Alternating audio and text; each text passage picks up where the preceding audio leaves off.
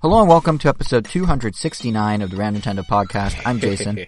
I'm Angel. Oh yeah. I'm Nice. Kevin. I'm using a new mic system, so my audio might be a little weird. Yeah, but that chuckle came in loud and clear when I said 269, so. Nice. But anyway, yeah, we are back to business as usual. We've got an episode full of news, including Game Award nominees and at long last an official Smash Bros. Championship circuit. But perhaps more importantly, we also have impressions. A whole lot of impressions. We're calling this episode Gotta Catch 'em Up because we are catching up with the recent wave of first-party releases from Nintendo that we haven't discussed due to last episode's special roundtable, and that does include Pokemon Brilliant Diamond and Shining Pearl, as our title implies, but also Mario Party Superstars and the Legend of Zelda Game & Watch. But speaking of that anniversary episode, actually, stay tuned to the end of this episode to find out who won the first part of our big anniversary giveaway extravaganza. 2 commenters are getting a $20 eShop gift card each. And if you didn't comment, there's more chances to win a gift card of your own happening on our Twitter and our YouTube in the coming week. We'll remind you how that all works in the end of the episode. Or you can just go read all about it on this episode's blog post at rantown.com, which is also where, per usual, we have our timestamps for this episode. So, lots of housekeeping there. Got that out of the way. How are you guys doing? Doing pretty good. It's been a very busy last couple of weeks with a lot of different types of gaming. I mean, especially with Nintendo, it just feels like there's always been something. Yeah, they've been busy. How about you, Kevin? I've been alright. I finally went to the doctor to check up on my sinuses, which have been killing me the last few months, and I can finally breathe again. I had COVID, so I lost my sense of smell. And with the medication, it looks like I have that back, which kind of sucks because I didn't want my sense of smell back. Question.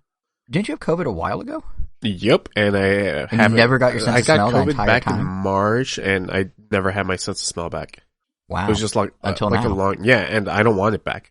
It was like I'm a cool sorry, superpower, but and now everything, all the smells are super heightened now, which is, I don't like it. So it's like Daredevil, but your nose? Pretty much. Interesting. It's Tanjiro. You be a superhero. Sniff out crime. Ugh. Or not. Okay, maybe not. But I guess we haven't actually talked in a while because we skipped random non-Nintendo due to Thanksgiving weekend, and we did our roundtable. We recorded that early. Did anyone get any good deals over Black Friday? Anything happen? Any gaming conquests? No, I can't say that. I was looking at Hot Wheels Unleashed as a game I was considering getting during Black Friday, but the only deals that were really good were, physical copies of the game, and I wanted a digital copy, and for that one, the price is still in the I can wait just a little longer category. Tempting, but yeah, need to get the game digitally. You did get a TV though, didn't you? Yeah, but that was just random thing. I'm sure your games look better now as a result. I mean, we'll see eventually. Did Kevin, you pick up anything for Black Friday? I actually didn't pick up anything for Black Friday this year, which is weird. I'm kind of usually purchase a thing or two. Not this year. I think the most I got was on the eShop sale, like the Cyber Deal sale Nintendo had. I bought Unravel 2 for $3. Haven't yet played it, but I've heard it's good. $3, instead of $20. Not a bad deal. I did see Brilliant Diamond and Shining Pearl. I think I got Unravel 2 last year for the same deal because I've just had it on my Switch and I've never played it. Have you played it? I haven't played it yet. You still haven't played it? It. I feel like Switch libraries because I'm gonna play with Elvis, but right. It's just a matter of when we have time. And yeah. But yeah, I feel like Switch libraries are kind of becoming Steam libraries where you just buy a bunch of deals and you're like, I'll get to this one day, and then you just never do. I mean, granted, I don't have a 300 game backlog, but there's definitely a few that I was like, oh, this is great that I haven't played. We talked about Let's Conduct Together or whatever it's called months ago on the podcast. I still haven't played it, and I bought it the same day you did, Angel. So it's just funny. I actually did play it. Damn. I know, and you talked about it here. I know, funny. But yeah, I did see that Brilliant Diamond and Shining Pearl was $10 off, but I don't know. I couldn't pull the trigger. I don't know what it is with the remakes. I never really buy them, even with Bidoof. This is the game that gave us Bidoof, and I still couldn't pull the trigger. This is the game that we have to blame. Weird. What? This is the game that we have to blame. Oh yeah. Yes. But if you you mean thank, and you just got your words mixed up, which I completely understand. Innocent mistake. Yes. Not a mistake. But let's actually start there though, because Pokemon Brilliant Diamond and Shining Pearl is a game. Thanks. It's I worked hard on it, but no, it is a game that even at first glance, like I don't own it, but it already looks like it's breaking some traditions for Pokemon, for like the franchise. It's the most literal remake they've ever done. It's not brought up to the modern Sword and Shield engine, but outsourced to the team behind Pokemon Home, of all things. And it has its own in-game engine that kind of mimics the DS versions. And there, that at the time, those DS versions were arguably like the pinnacle of the franchise's advancement. Now on Switch, it almost kind of, at least at a passing glance, feels like it's like a spin-off. Like Game Freak's toiling away at Pokemon Legends Arceus. This came out in the interim. It's almost like the analogy I think of, it's kind of like how Link's Awakening had a remake on Switch, but then also there's the grander Breath of the Wild experience on Switch. Like it's kind of that parallel. But both of you guys did buy it, right? Because I'm just talking about like what it looks like from afar, but you guys have it. So first, which version did you guys get?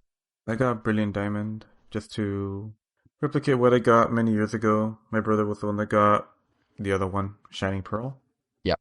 What about you, Kevin? If I were to get it, I probably also would have get Diamond. I didn't buy this. Oh, I thought you ended up buying it. Nope. Did you not in the end pull the trigger? Nope. I don't think I ever said that I would buy this. For some reason, I thought you did. Nope. Well, Angel, I guess. I bought Shin Megami yours. How is 5. I bought a different. I bought the Pokemon for Nihilus. Fair, yeah, and we'll probably talk about that in one of the upcoming episodes, I'm sure. But yeah, in the meantime, the warm and cuddly and fuzzy version of Shin Megami Tensei Pokemon, Angel, you have it. I guess you're the only one that has it. How is it? I mean, definitely glad I got it.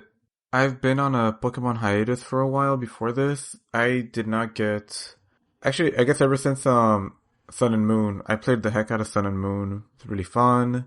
Transferred all my people over, and I guess it was just around the time where I just kind of dropped like, alright, competitive Pokemon is not what I'm gonna expend energy on anymore. Like, I'll still kind of keep up with the meta every once in a while just to see what's going on, but I'm not gonna, I guess actively participate in it. It just became too much. But when they announced Eminent Pro, I kept thinking like, oh, okay, I'm gonna return to this if they do a remake. And then they announced it. And while I was disappointed initially that it wasn't, like you mentioned, in the same engine as Sword and Shield, and basically gonna be the next game because I mean, that's how Ruby and Alpha Ruby and Omega Sapphire, or whatever the order goes. Like, those were like the next competitive games. They added new mechanics to them, or they added more mega Pokemon to it. It was just in the next circuit. It was just the next game. But instead, it's like some weird offshoot where if Nintendo, or I guess Pokemon Company, does use it for competitive play, it's definitely not going to be, I guess, it's going to be its own little thing. It's not going to be like the main stage game. That's still going to be Sword and Shield. Because this game, has its more limited pool of Pokemon, has not all the moves that Pokemon have learned over the years, and also just aesthetically, it looks identical to the old one. Which, well, it looks how you remembered it, I guess, is the best way to say it. Because the graphics, honestly, don't look that much better than how you kind of remember they looked on the DS. Because the DS, you had like 3D environments with sprite-based characters, which look kind of cool. And the sprites just look good in their own right. They don't look dated. Like, the graphics just don't look dated in Diamond and Pearl. Off the top of my head. I'm pretty sure I remember watching a trailer recently just to, like, check it out. But, like, they don't really look that dated. They just look like, oh, that's just an aesthetic choice. And this one looks like someone basically took the DS game and just, like, I don't know, started running it on their computer and just replaced the models with 3D models. Yeah, just like made it nice and crisp. And yeah, it's been nice and nostalgic, essentially. Really enjoying it. Would definitely recommend to people that just like want to, I guess, go on a little nostalgic trip. So did they actually add anything to it, or is it straight up a remake? Like, is there any new stuff? Like, I know they retrofitted the DS stuff to the screen. Like, the touchscreen stuff you now use a stick for. Like, I get that, but is there any actual changes? Because usually they do some changes, like you're saying with the megas and stuff. Not that I can see. If anything, there's been subtractions. But how so? Well, how deep into the game are you? I'm like a couple gyms in. I'm like halfway there. Like enough to like have the mechanics already. I mean, we have like just quality of life improvements, but it's still the exact same game. Everything is still in the same spot. Like, I'm playing through the game in Japanese, and I've just been going really slowly as a result. Just kind of like reading out everything and translating it, and yeah, and every once in a while I just get lazy and I just try to figure it out without reading it. Or reading it but not really understanding fully what they're saying because I don't have like all the vocabulary down yet. And sometimes I'll get stuck and I'm like, okay, well, no one's telling me where to go. And sometimes like I'll just enter a town and I'm like, oh wait, there should be like this person I talk to here on the left, and sure enough they're like right there. And then you talk to them and then you just go to the gym and you do the battle. I don't even have that kind of memory to like my favorite games, let alone Yeah, me one neither. specific Pokemon game. How many times did you beat Diamond and Pearl That's incredibly first, like in the DS days, Angel, to be able to memorize exactly like, oh, I turn left here and there's the person that gets me. Like, that's impressive. I think I must have played through it twice. And you still remember? Wow. I mean, I don't know. It didn't seem that hard to forget, I guess. I don't know. But, or maybe I guess I do just have a decent memory. Diamond and Pearl is such a sore spot for me. Oh, sorry. Oh, I was gonna say, but yeah, like definitely play a lot of Diamond and Pearl back in the day. I mean, obviously that's not gonna help remember specific, like... Actually, wait. No, I think I did play through it more than twice. I would hope Definitely if you one knew exactly where recently-ish. characters are standing. At least three. At least three. But yeah, I mean, like, they obviously improved the whole HM thing. Like, no longer do you have to force a Pokemon to learn it. You just kind of learn the HM, and then you can just use it anywhere and a Pokemon comes in and just does it. Just like Sword and Shield. Which means I don't have to carry around a Bidoof anymore, because that was really their only purpose. They were really good at, like, carrying all your HM, so you don't have to give it to a Pokemon that's actually worth your time. And, excuse you, they're worth everyone's time. And I guess the only other... They're Bidoof. They're the best. No. How dare you? And, yeah, and the only other thing is, yeah, I guess the Underground, unfortunately, like, got improvements and subtractions as well. Like, you can't really make a fort the way you used to. Now it's a lot more, I guess I kind of want to say limited. Like, you can't put these statues of Pokemon that you can battle at any time, which is actually really cool. That does kind of help with EV training and that kind of stuff, but I'm not really about that life anymore, so it doesn't really help me too much. What I would have liked to see is just the return of traps and like the capture the flag minigame, which unfortunately are no longer there. But yeah, at the end of the day, it's just a chill nostalgic trip. Like, I'm just enjoying the ride. I honestly didn't pay that much attention to the story initially, and I guess I'm still not really doing so, but I'm just enjoying like running around and just kind of just playing a Pokemon game again, essentially. You could say. One of my big questions for you as you play it is how glitchy has the game been? Because there's been some chatter online that it doesn't seem to have been QA'd as well as it could have been. Like, folks have posted videos of like collision detection issues where if you walk under a bridge, suddenly you're on the bridge, or a character disappears after talking to them. Like, have you encountered any of that? Luckily, I haven't encountered too many issues. Like, if anything, it's been like mainly localized to like one event, but the event was just like kind of surprising that it almost kind of makes up for it in a weird way. But essentially, as I was just like exiting a gym during the transition screen where, you know, you have the little icons bouncing on the bottom and you're just waiting for things to load, it just decided to take like a good 3 to 4 minutes to load. And I was just stuck on that screen for the longest time and I wasn't really sure what to do.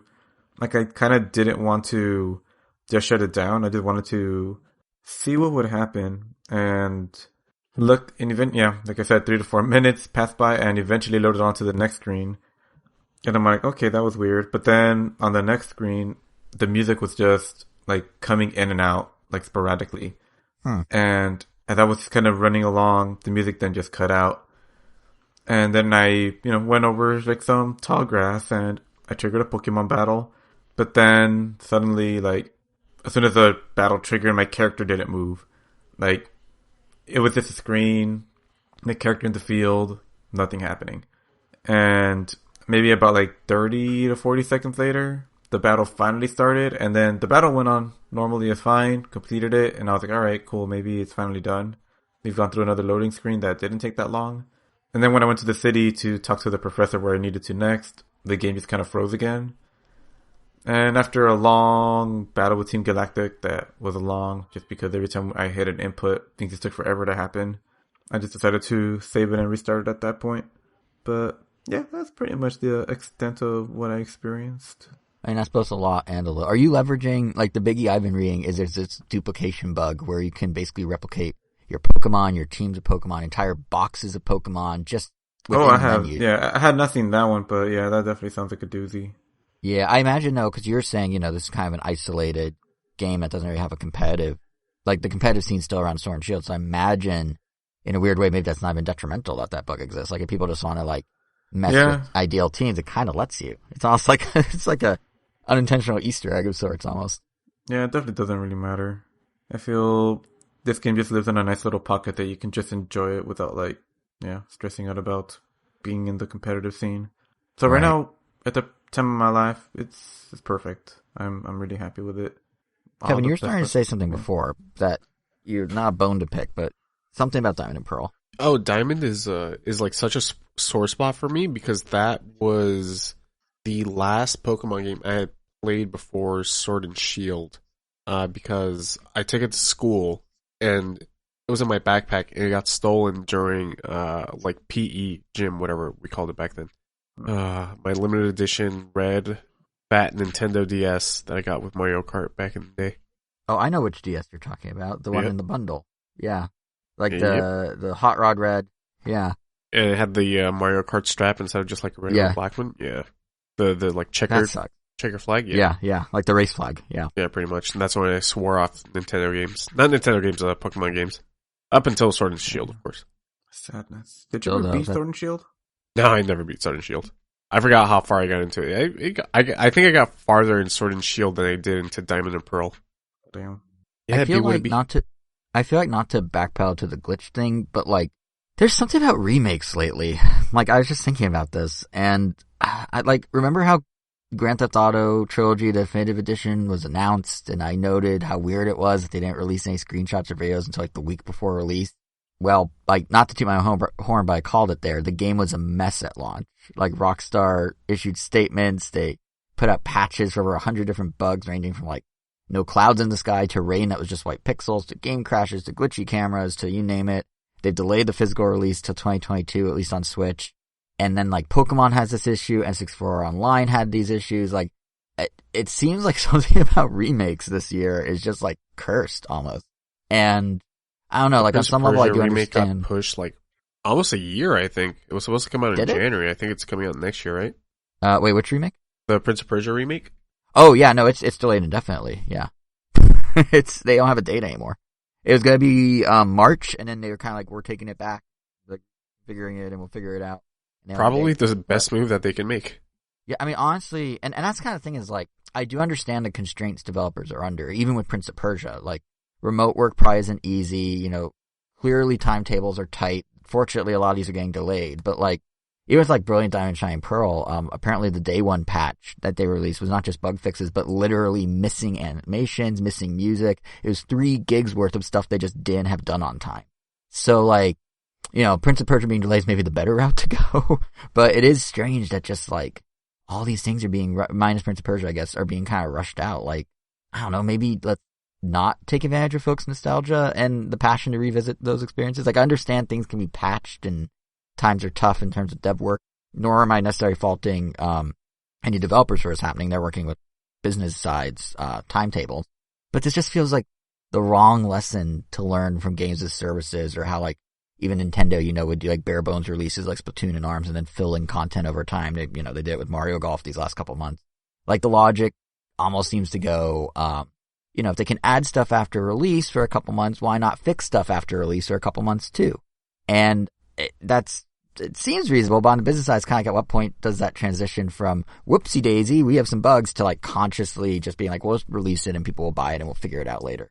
Some companies are certainly worse offenders than others, like, hello Cyberpunk, but generally, it's just this trend I've noticed, especially in the last few months, and now even Nintendo's having it happen with Pokemon, where they seem to be getting comfortable with the idea that they can release buggy software and fix it later, and like, for the people on the other end, like the players, that kind of sucks. Like, you get your money up front, but you're kind of upsetting your diehard fans, like the chorus of your core, your ride or dies. Like, I don't know, like what, it feels like it's only going to hurt long term, and it's kind of a bummer to see that now Nintendo has fallen into that same trap, both arguably with Pokemon and N64 Online. But I mean, obviously I'm speaking bigger than Pokemon here. Pokemon, relatively speaking, Angel Sonic, you only had that one glitch, so it's not like it's that bad. But Yeah, I mean, just a weird pattern. Didn't really experience. Yeah, and I mean, in the case of like Diamond and Pearl, it didn't seem to. I mean, yeah, you seem to still be enjoying it, and more than that, it didn't seem to hurt sales at all. Like the games are, early numbers out of Japan are like these games are right in line with other Pokemon remakes. It's something like 1.4 million copies were sold, just physical, not counting digital. But even then, that's, just off physical sales. That's more than Let's Go Pikachu and Eevee launched with. That's more than Ultra Sun and Ultra Moon launched with. It's a little short of Omega Ruby and Alpha Sapphire by a couple 100,000. It's only 200,000 less than what the original Diamond and Pearl sold. So, like, the games are doing fine. I just don't know if there's like a weird bad taste in people's mouths if they have worse glitches than the ones you experience. But I guess we'll see. What is actually kind of interesting, though, is Brilliant Diamond and Shining Pearl actually sold more than Sword and Shield in their debut, by about 30,000. We'll have to wait and see what the digital shakeout is. Like for Sword and Shield, eShop downloads alone moved it from launching at 1.36 million, which again, it's less than 1.4, but it moved it from that to over 2 million. So we'll see, but as a starting point, you can certainly see like why Nintendo and Pokemon Company were like, let's just get this out the door and patches needed, because it's just selling. Yeah. It's also, I think, kind of speaks to this continuing idea that the Switch audience is just hungry for games. It'll just snatch them all up. Like, it's the logic behind the Switch bump, and, maybe here it's equal to past performances, not exceeding, but it does just kind of further back what we see with basically every release on the Switch now. Like, in the intro last episode, our roundtable episode, I made an allusion to how the Switch OLED model moved the console back to number 1 on the NPD charts in October. What I didn't mention, though, is that the Switch audience was like right there along for the ride there, as hungry as ever for new games like Metroid Dread, strongest debut of any Metroid in U.S. history with like 854,000 copies sold, which of course bodes well for the franchise's future, perhaps in the same way that like Fire Emblem Awakening sort of saved the series in the West. And it put Dread, I think, like the number 3 spot or something like that in the top 10. But even if you look like a little further down the chart at number 8, which is 2 days of physical sales recorded, was what's shaping up to be another big winner for Nintendo and another example of the sort of ravenous player base on the Switch. Mario Party Superstars. Like, that's already a huge, launch for them, given that kind of just another remake. And this is one of the games that all three of us not only own, but have played together online. So actually, no, this one, Kevin, you do legitimately own, unless you were borrowing a copy. But, yeah, we all got to play together. The dream has finally come true, online Mario Party. How are you guys enjoying? It's true. How are you guys enjoying, or maybe not enjoying, Superstars? Oh, very much. I have some gripes with it, but overall, I mean, we're getting closer. I mean, Super Mario Party was kind of close. Mario Party Superstars is pretty much there. In terms of, I guess exactly what I wanted from a Mario Party. I mean, it's like pretty much like all the way there. It's just like stop a little short at the finish line. But those are just minor things that I wouldn't really hold against it. Mainly just a surprising, I guess, short amount of boards. Like, I don't know, that just feels really weird considering like they're remaking them, so they didn't necessarily have to come up with anything new. Mm-hmm. But every Mario Party before that, like, at least had 6 for the most part, or at least had like a Bowser board. Just, I don't know, it just like the Super Mario Party just feels like we're just short one. Like, it just feels like we have too little, especially because 2 are from 1, 2 are from 2, and 1 is from 3. Like, at least give us 1 more from 3. Yeah, that's what's weird. I agree. I actually looked it up. It's the base level. So most Mario Parties minus Super Mario Party have a minimum of 5. The original game had 7. Mario Party 9 had 7, but 5 to 7 seems to be the range. So it's right in at minus Super Mario Party at the bare minimum required. Yeah. Maybe they're going to do some DLC, but especially with how well Super Mario Party already sold on Switch, like maybe they see an opportunity there to milk this one a little. But yeah, I agree. The board count's low. We can only hope so. Because, I mean, that's kind of what the mentality was for Super Mario Party, and it just never happened. Yeah. I mean, this one almost, like, sets itself better up for it, but we'll have to see. We'll just have to see. What about you, Kevin? How are you? What's the last Mario Party you bought? Like, are you back in the game? The last Mario Party that I bought was probably on the GameCube era. Oh, wow. So this is the first one in quite a while for you. Yeah, pretty much. I completely skipped the Wii and the Wii U Mario Parties. So how are you liking this one? You must have played them, right? Am I liking it? Yeah, I have played them. I'm pretty sure I played a few of them at your place with Elvis. How am I liking this one? It's the same BS that the other games have. It's still full of RNG. Anybody who says that these games are a game of skill is completely full of themselves. I hated playing with Angel because he got 2 stars in 1 round. It's so annoying. I wouldn't have it any other way. That's a great way to sum it up. And yeah, I can attest to it not being a game of skill because I went from 4th to 1st and actually won while only winning 2 mini games the entire time. Angel can attest to this. It was when we were playing online. Oh, that's right. You got the mini game star, and you hadn't won more than any. The computer won more than you. It's the beauty of Mario Party, Kevin. That's just how it works. Yeah, like I said, wouldn't have it any other way, honestly. Right. I do think it's great that like we are able to actually all play online like that. Like it's great that Nintendo finally brought full online support to Mario Party. Like we've had some mini game modes with Super Mario Party initially, and then they kind of shoehorned in like sort of fuller online, but had like a weird UI and that, with that update last spring. But here, like it's actually built from the ground up to support online play as a core feature. Like you actually pick being online or not before you do anything else in the game. And then, you decide if you're going to do normal party games, a normal board, now minigame collections, the side modes, what have you. It's all online, the entire game. And it's nice. It took them, how long have fans been demanding this? Since the GameCube days where people were doing that weird, like unofficial warp pipe LAN service thing. Like it's been a long time coming. I think part of what makes it work so well is also that Nintendo, like, both did exactly what people wanted with online and then kind of went a little further than that. So, first, for those who haven't tried the game, in the most literal way, they took Mario Party and put it online. So it really feels like you're over at a friend's house and playing their game. Like you hand over control to the host player. They navigate all the menus right in front of you. You can see to some degree how people react to certain moves because they have those sticker emojis. All, by the way, have great... I love those sticker emojis. I want them to make an iMessage sticker pack of them. I don't know if you guys feel the same way, but they're great, and there's so many of them. Yeah, they look like something that came out of line, but yeah. Yeah, right? It feels like it. But it's a good way to, like, kind of let people capture those reactions, even though you're not sitting in the same room. And even at, like, the end of a match, you see... This one's kind of weird, but you see how your host's progress is in building up their level and their points earned. So it really does kind of feel like you're over around one N64 GameCube at a friend's house, just not physically. Like they emulate pretty much the best way you could that feeling, except, you can't see people. So like they'd have to hook up a video feed or something to do that. But so they do that, and that's, just core, like, all right, this is how you play a friend's house, and that's on the internet. Then they sort of put a second layer on top of it by having everything you do in anyone's online rack up experience and levels on your own profile too, which can then unlock more of those great stickers, new backgrounds for your profile card, that sort of stuff. Obviously, there's always been unlockables in Mario Party to encourage you to keep playing, even if you're playing solo. But I think what's kind of nice here, at least in the few online matches I've done, it all blends with the online gaming practices that are pretty standard for the industry, but are kind of new for Mario Party. So, your unlockables are now outward facing. You can earn them by playing against friends or strangers in like a random lobby and all that kind of like, it's a system that's in place with, every online game. Like every other company's done this. But for Nintendo, and perhaps it's sad on some levels that this is an achievement for them, but for Nintendo to do this in Mario Party and to actually like go beyond just we emulated Mario Party, we brought in like standard online practices of how unlocks work and lobbies and all that. Like that was nice. And it's sad that I'm commending them for that being like a nice feature, but the bar's so low with Mario Party Online. Like even little things like a bot automatically subbing in if a player drops, or being able to collectively save and return to an online match if you're playing specifically with friends. Like it's all just thought out and well thought through, and that is a weird thing to say about any online experience Nintendo does.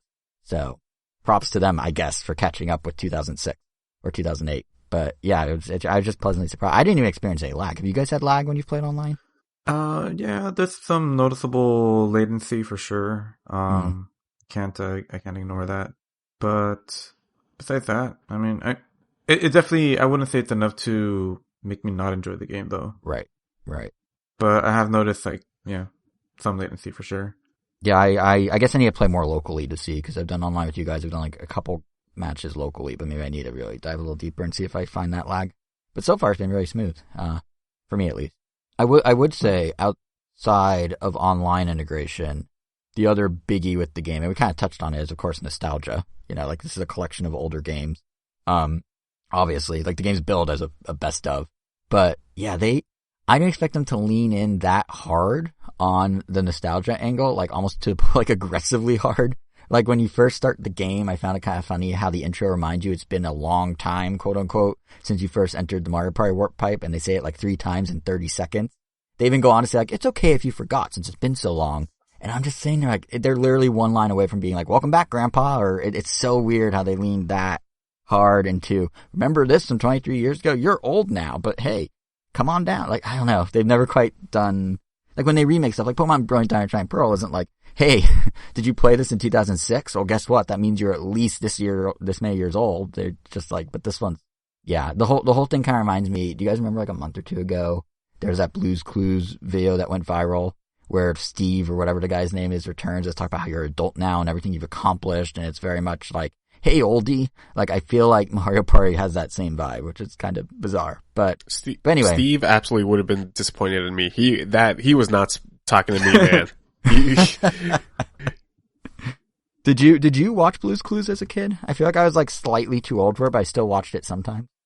Yeah, I watched it. I had, it wasn't a life-size blue, but it was like a really nice blue that my parents bought me that I always go to sleep with. And damn, I don't remember where I lost it. I'm bringing up like a lot of trauma that I had that was like lost, stolen. Today. Fun fact: this episode's also a therapy session. Great, because my therapist has been dodging me. I can't imagine why. What was I gonna say? But yeah, did you get that vibe when you were booting up Mario Party that they're really leaning in on like, you're old now? Remember when you were young and spry and this was the thing to play? Like, it just felt so aggressively. But anyway, yeah, once you get past that, it is a lot of nostalgia. We talked about there's 5 boards from the first 3 Mario Parties, but there's also mini games from like, I think almost all of them, right? Like, at least up I'm pretty sure it goes 1 through 10. Yeah, right? Well, except the handheld ones. And it does also focus on N64 and GameCube, but there are a smattering from the other games. In fact, you can even choose to just turn on or off N64 or GameCube ones, which is kind of interesting. Are there any mini games or boards that particularly stood out to you guys when you were like going back and revisiting them? Not really. Like, I mean, it was a really great selection, but none of them stood out as like, oh man, like, this one's like amazing. Like, I don't know, maybe because I've just been playing Mario Party consistently throughout the years that, like, I'm happy Bookstorm is in it, but like, I'm not going crazy for it. The only times I've really had any kind of reaction is like when we play a minigame and we're like, really? Like, of all the minigames, they picked this one? So the opposite, the inverse of what I was asking. Yeah, because so many good choices, but then you have weird stuff like Hammer Drop. Like, that one is, it's not very fun. Someone out there might like Hammer Drop. I mean, the fact that they've been worked in Tug of War, complete with rotating the stick, and they still have you rotate the stick like crazy. You know, like the blister move from the N64 days where you had to put your palm on the stick and rub it around really fast, or spin it around really fast. Even that made the cut with the stick motion, which surprised me. There's a disclaimer, but still, like, I get what you mean. Like, I'm surprised some of the games are in there. Like, so many analog sticks broke back in the day. I will say, I do like the board selection, even though it's small. I think, the fact that they picked boards all have unique mechanics. You have Horrorland with the day and night cycle. You have Woody Woods with the changing directions. Peach's birthday cake. Yoshi's tropical island. Like they got a good selection, and they brought in the features from the original games. So like chance times are there. It when applicable. It's nice. They really kind of did a best of. Am I crazy that they also increased the number of lucky spaces? Feels like they're everywhere. Oh yeah, they there's way too many. That's definitely my biggest gripe. Like they're just way too many. Like in the first game, like in Mario Party 1, like they were there. They just gave you 1 of 2 items, but they were there. Right. Like few and far between. But now it's like I feel like no one goes a turn without like landing on like a lucky space. Like you're just getting coins and items all the time. Sometimes you get like 3 items at once. More than often. Like it's just bound to happen multiple times. I don't know. It's a lot. I mean, everyone's impacted by it, so it doesn't really make it unfair, but I feel like it just makes the game feel too generous.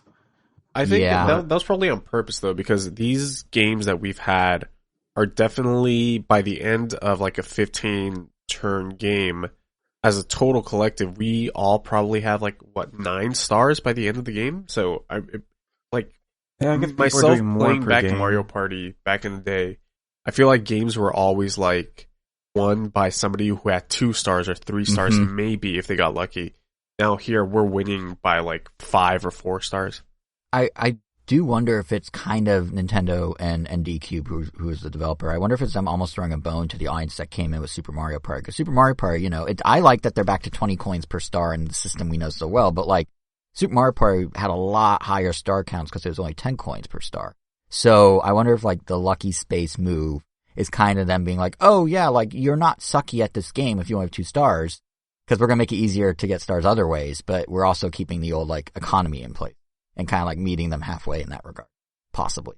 Because if you're one of the, 15 million people that played Super Mario Party and you come in and you're like, oh, I got 1 star this whole game, you might just think you're bad at it and not like it. So this kind of gives you the opportunity, I guess. But I do think it feels like too many, even if it is balanced, because it's like every turn practically.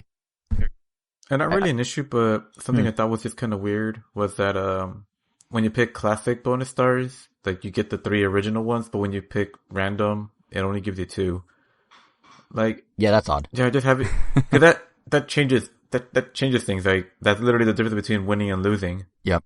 But I don't know, just kind of wish that was a little more consistent, but at this point I just kind of have to treat it as a different game or just not account for it. But I don't know, overall, very happy with it. Yeah. I do think that bonus star thing's kind of an interesting point, because like we're coming obviously from a nostalgia perspective. Like we're used to bonus stars being this and meaning that. We're used to stars being this and meaning that, items being this and meaning that. Lucky spaces chance time not being an exclamation mark, and that's spaces weird. Being the exclamation mark, like instead of a question mark. It's like, why change these things? Also, never mind the fact that, unless I'm mistaken, when you land on chance time, you don't have Toad's little squeaky voice going, chance time, like you used to, which I loved as a kid for some reason. But, I don't think that was Toad. I'm pretty sure it was just like the same announcer lady. Whoever it was, I liked it. But yeah. And now I'm sad it's not there. But I do think that's kind of the interesting thing, right? Like for us longtime fans, like all the differences in boards and minigames, the options to filter, the bonus stars 2 or 3, all that, like which minigames they included or didn't include, or the weird ones they chose to include. Like it's, from a nostalgia perspective, this is a really like interesting package. But when I brought up like the Super Mario Party players a minute ago, that got me kind of thinking. And like, if you're a younger player or new to the franchise, I feel like there's almost the potential of this being a little detrimental, because like Super Mario Party was considered, kind of back to the basics, right? And for us, we're like, oh, this is too different from real quote unquote Mario Party. But it had layers. It had sidekick characters, those custom character dice. Like here, there's none of that. It's literally just a board's gimmicks, and that's it. And all the minigames are button-based, so if you're used to later Mario Party's that motion, I understand why they took it out, because the Switch Lite crowd needs something. But again, all your controls are now button-based. It feels less varied in a way. And even within the minigames, I noticed there's 100 of them. They span 10 games. There are some that have very similar mechanics, even out of those 100. And none of this is necessarily like bad. Again, in the case of like motion control, you gotta do it to keep the Switch Lite people happy. But if you're used to the bells and whistles and deeper mechanics of later Mario Parties, Superstars is kinda, I guess it like swaps them out for online play, proper online play, but it is something I guess to be mindful of as we're coming in as these like veterans of the franchise. And there's a lot of people that aren't, and I do wonder if this is going to feel almost like too simplistic, quote unquote, for them in a way. Like, I feel like if you're listening to this podcast, you probably have experience with Mario Party, and this isn't going to apply to you. But, yeah, I don't know. It's interesting. If you don't, like, the pros, I think, still outweigh the cons of the game as a whole, especially if you have a good group of people to play with online or offline. But you kind of need that, because, like, even the single player, like, there's nothing really there, which is true for many of Mario Party, but if you don't have the nostalgia, if you don't have some of the side mechanics and side character stuff, like it is stripped back in a way compared to past Mario Parties. Which we don't really think about, because we're always like, yeah, this is what we remember. But for folks that don't remember, it's different. And I think they just need to know going in, it is a little different. Or better or worse. But exactly, yeah, for better or worse. Some people will click with, some people will click with, some it won't. But it is not, if you play Super Mario Party, this is not Super Mario Party 2. This is somehow more stripped down in a way than Super Mario Party was. But if you really want nostalgia, unless there's anything else about Mario Party, I think we covered it probably, right? Yeah, which should be good.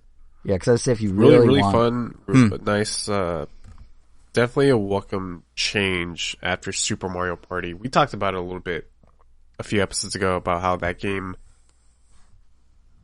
well, I guess Angel hit it, like, it just wasn't there. And I'm definitely glad that they're closer to it. Mm-hmm. I think maybe a broader board selection would have been nice, but I think at the end of the day, that's all I can really complain about with that game. Yeah.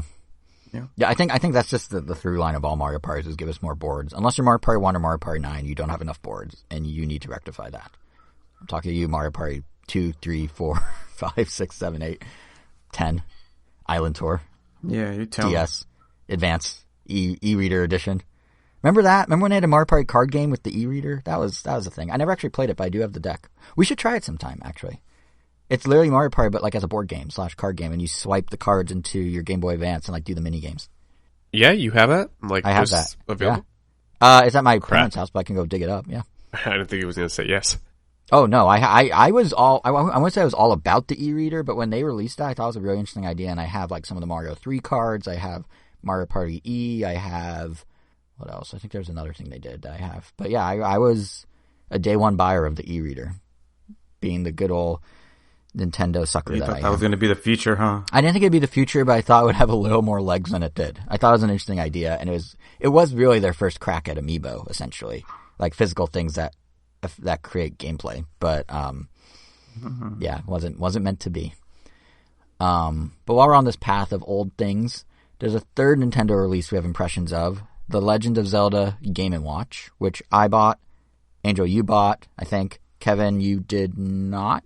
No, I didn't.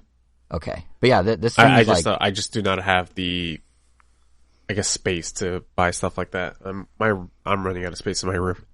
I mean, and that's the thing is this thing is like purely a collectible. Like it has games, but I would say it's a collectible first, a game second. You know, and its whole purpose is totally nostalgia too. Like, you know, we were talking about nostalgia with Mario Party, but this exists to celebrate the 35th anniversary of the Zelda series. It puts the original Zelda, Zelda 2, the Game Boy version of Link's Awakening, and Vermin, the Game & Watch game Vermin, but Link's head is on Mr. Game & Watch. All of those are on one device. Angel, have you been messing with yours much? Yeah, not a whole ton as I would have liked, but I don't know. It's funny, like, I was really looking forward to this thing just because, like, oh, you know, add another one to the collection. Mm-hmm. Because, you know, now it's 2. But as soon as I got it, it's almost like the first thought that came to my head was, damn, I didn't need to buy this. Like, there's obviously nothing wrong with it. I think it's like a step up from the last one. Oh, for sure. Still think it's really cool. I love the fact that, I mean, you actually have like 3 full games instead of just 2. Mm-hmm. And one of those games being one that I still really want to play. And Vermin. And, you know, the clock looks neat. And I love the fact that they finally added the option to just like keep the display awake and just let it stuff like die. Like, I wish the Mario one had that option, because the moment you unplug it, it'll like shut off after like a couple seconds. Or it does show you some definitely snazzy hand-drawn Mario art as it powers down, so it gives you a farewell, but yeah, it turns off very quick. Yeah, and that's really annoying. I don't want it to do that. And this one doesn't, so they are learning from it. But yeah, I don't know.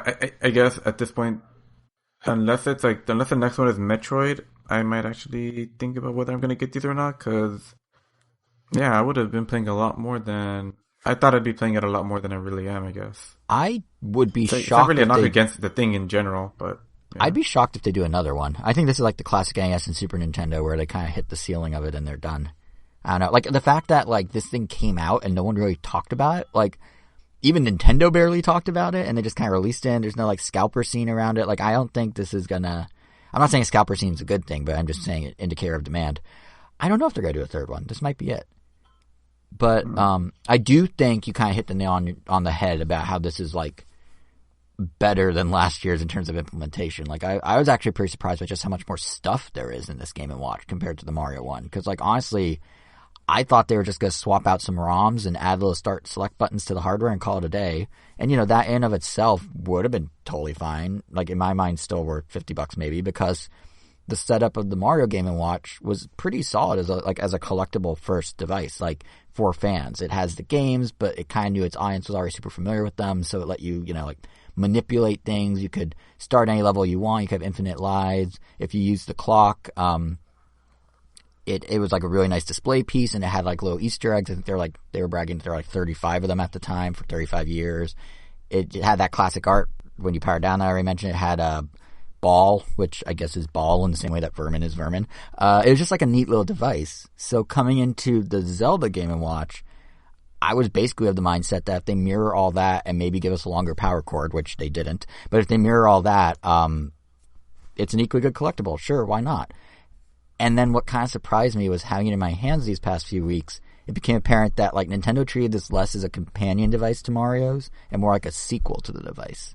And, you know, if you're not interested in having the device, you're not using it much, it is what it is. But like if you sort of dive into it, obviously the fact that it comes with more games up front, 4 versus 3, you know, maybe was the hint that there's something a little more elaborate going on. Perhaps the quality of life improvements, like you're talking about the always on display, maybe that was a hint that maybe they're trying a little harder than just making a companion device. But then they just kept kind of going with the enhancements and changes, and it really gave it kind of like a successor vibe to me. Like the back of the Game & Watch has this completely unadvertised feature when you power it up, the little glowing Triforce appears. Think of it like a dimmer version of the old MacBook glowing Apple logo on the lid.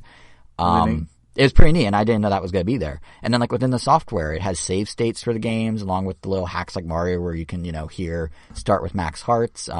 Has the ability to even, like, adjust the screen aspect ratio for Link's Awakening if you want the Game Boy ratio. But most notably, the clock, if you use the clock, it's now interactive. Like, by default, it works similar to the Mario one. There are different animations of Link kind of making his way through dungeons. It's over, like, a 12-hour span, I think, that gets him from the start of his journey to Ganon. But now you can actually pick up the Game & Watch and start playing any of the dungeons at any time. And there's also this timer mode that they modeled after Adventure of Link. Has a challenge mode baked in, 2 challenge modes actually baked into it, because you can either pick it up at any point and start killing the monsters enemies on the screen, and it keeps a little count of how many you killed. There's like a little high score box. Or you can do an actual like designated time attack mode where you try and kill 21 enemies as quickly as possible. And considering the price is exactly the same for Zelda and Mario a year ago, there's a lot more to be had here. Like, never mind, you know, the length and depth of a game like Link's Awakening versus, you know, Mario or Mario Lost Levels. Like, it really, if it's something that resonates with you as like a collectible or as something you want to do, which it sounds like, Angel, you're kind of over it, but if it resonates, it really is a step up from a year ago in terms of just features. Yeah, 100% agree. But there's I do have one bone to pick, because, you know, of course, this all helps enhance the game side of the Game & Watch, but there's also the watch side of the Game & Watch. And for me, that, I don't know if what'd you end up doing with your Game & Watch, Angel? Did you primarily use it as a clock in the end, or were you still playing it pretty regularly for a while? It was more of a clock than anything. Yeah, because I'd say my Mario Game & Watch became like it's it's in my work setup on my desk, like nicely nestled between my dual monitors. It's kind of like, its primary purpose is to be a clock at this point. And I feel like it's only fair we talk about the Zelda Game & Watch also as a clock, because that, you know, for 2 of us right here, that's what the Game & Watches primarily became. And if I were to review this purely as a clock, I guess welcome to like the Random Clock podcast, but if I were to say this is a clock and you want to buy a clock, I may actually prefer the Mario one, to be honest. Like, don't get me wrong, everything added is great fan service. The variety of the environments, the dungeons, the additional, like the more colors, in terms of just showing you different colors. You know, it all looks really great on the LCD screen, which is the exact same LCD screen as a year ago, but I'm still impressed by the quality of it given the price of this thing.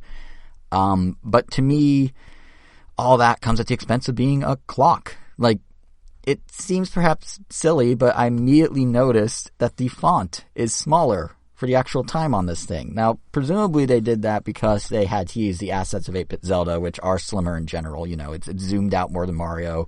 Shrubbery in the overworld takes up fewer pixels, and like a question mark block would in Mario. Everything's, like I said, kind of zoomed out. But for glanceability purposes, it's noticeable, as is the fact that sometimes the contrast of the time against the background of the dungeon or whatever isn't quite as strong as the contrast in the Mario one. And this isn't a huge deal, since, you know, the environments themselves seem to change at a quicker pace. Like, Mario's environments would essentially rotate on the hour with the lighting outside, you know, morning sun, midday, dusk, nighttime, all reflected in the sky of the level of Mario.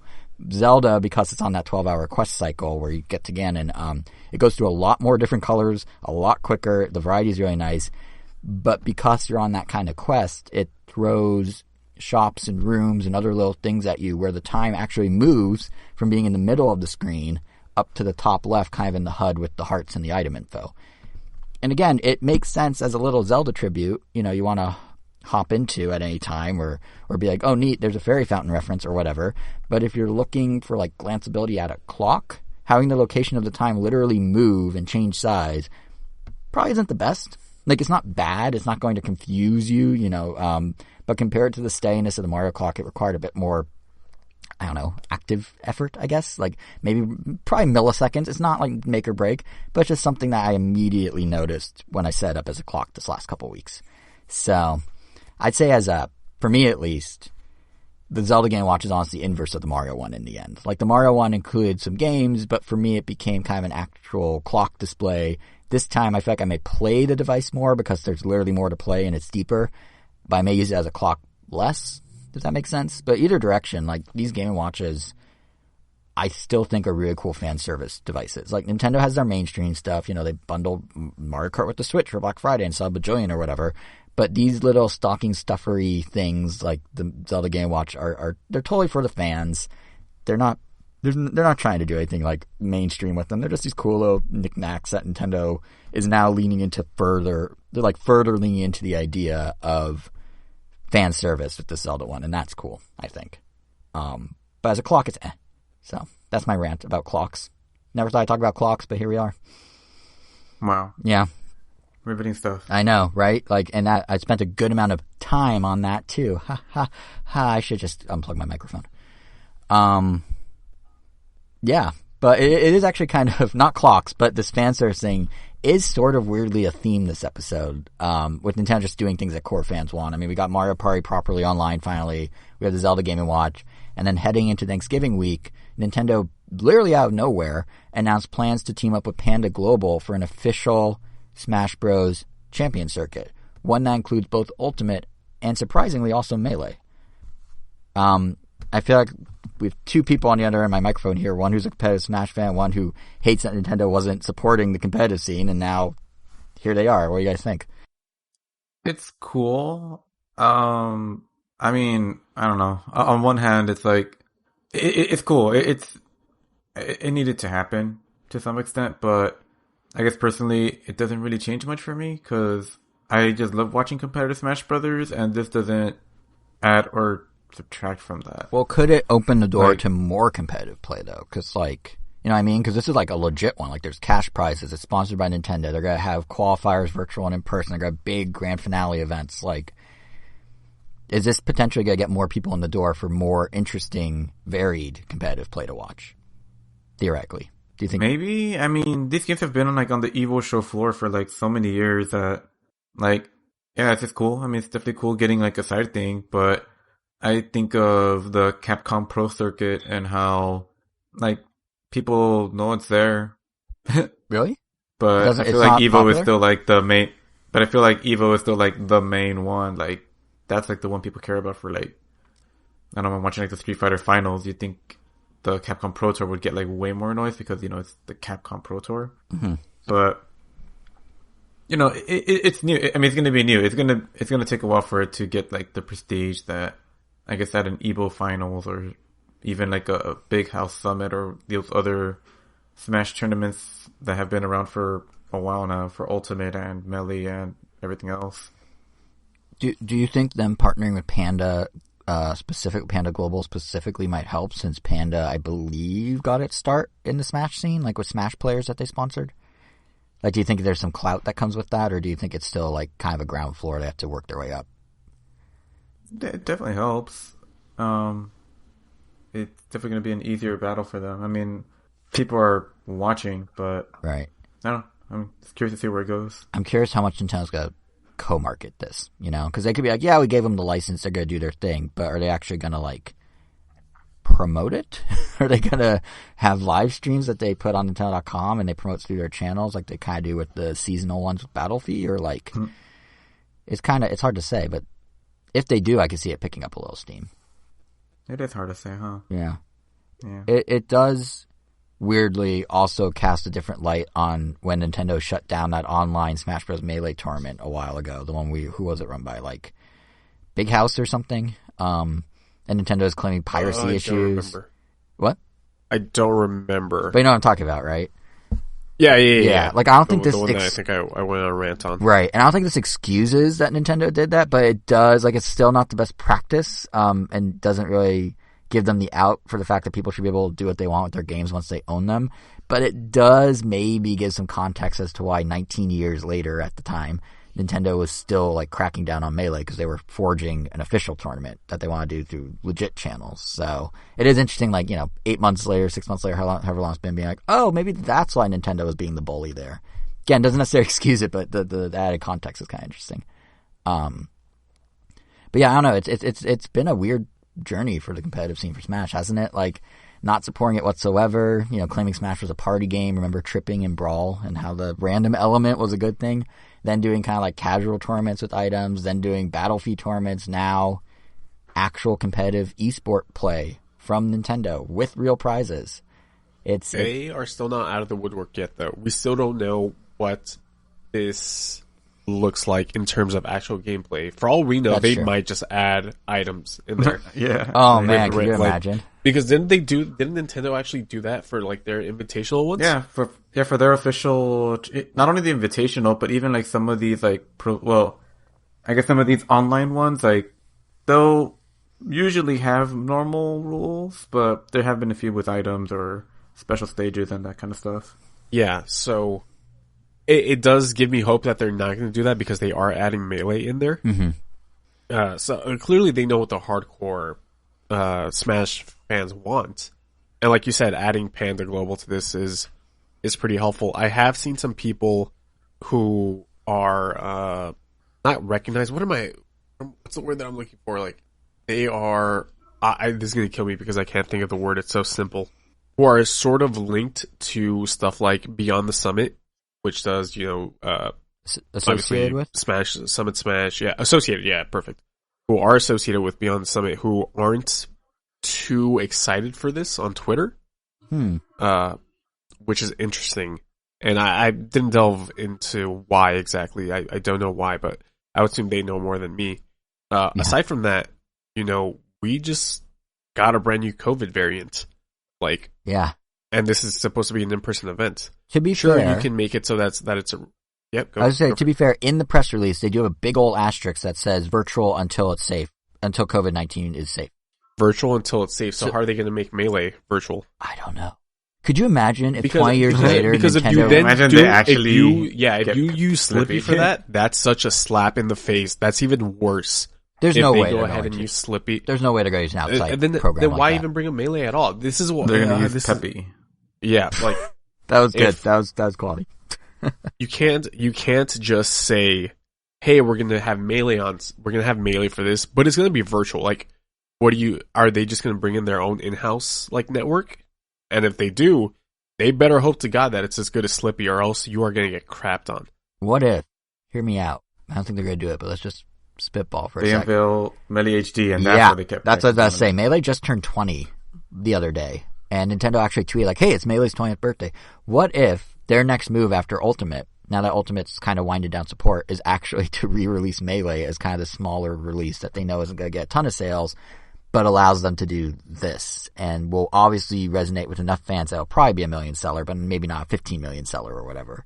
Like, is that possible at this point? Like, that would be fine, but I do not have any hope in the for Nintendo's netcode. Yeah. Yeah. If they do that, which would be the smart move, they better roll it with a rollback.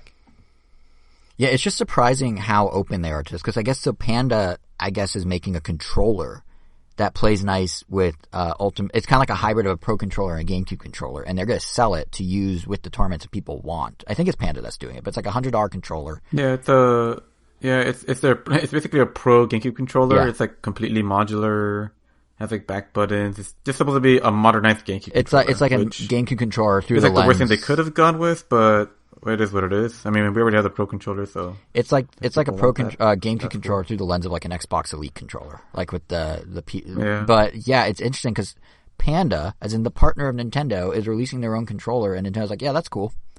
So I do wonder how flexible Nintendo's going to be. I don't think they're necessarily going to allow Slippy. I can't see them allowing an outside source for the online connections, but Sure, but that still brings up a lot of It questions does. about Oh, exactly it does. what they're going to do, especially with Melee. I mean, another question that comes up is Nintendo just the other day released the final balance patch for Ultimate. 13.0.1 is the version. And they're done balancing Ultimate. So as they head into a tournament scene, a competitive scene, they're not going to balance things anymore? Like, there's another kind of, not red flag, but like, what's going on there? Because isn't that, Angel, correct me if I'm wrong, but isn't the lack of further balancing what led Bayonetta to ultimately be banned from the Smash for Wii U scene because she was just OP and that was the end of that? Yeah, but this already came after Sora's release. Like, Sora was out, and if there were any bans to give or any buffs or nerfs to give Sora, they would have done it now. But they also, like, I don't remember the entire list, but I did see that, like, Mega Man's now buffed, and I think Link, maybe, Jigglypuff, is nerfed. Yeah, Link, Cloud, a couple people got final adjustments, which, like, as far as I know, were, like, characters that needed it. But, yeah, I mean, the game's already pretty much balanced, and it only becomes more fun when you get, like, I guess, random craziness like you do now with some characters. Like, people were kind of getting afraid, like, oh man, Cloud's down B can be used 1 frame faster, and now it connects to all these things, and it's, like, super broken, and, like, you know, it's, like, the worst thing ever. But I have a friend that mains Cloud, and he's really good with Cloud. And even he couldn't really, like, pull it off consistently during a game. It's, like, something that looks broken when you're demonstrating it, but in practice, like, yeah, it's not gonna... I think the game state is fine. The only thing that could just happen is that if people figure out every single character completely, then, you know, the meta, the competitive scene is just gonna kind of get stale. Like, once, like, the characters are finally figured out that are the best, they're just gonna stay there. But I still think, you know, I think Smash Ultimate is still far away from that. Right. There's so many characters, and so many characters that feel like haven't even reached their full potential, or even, like, their average potential.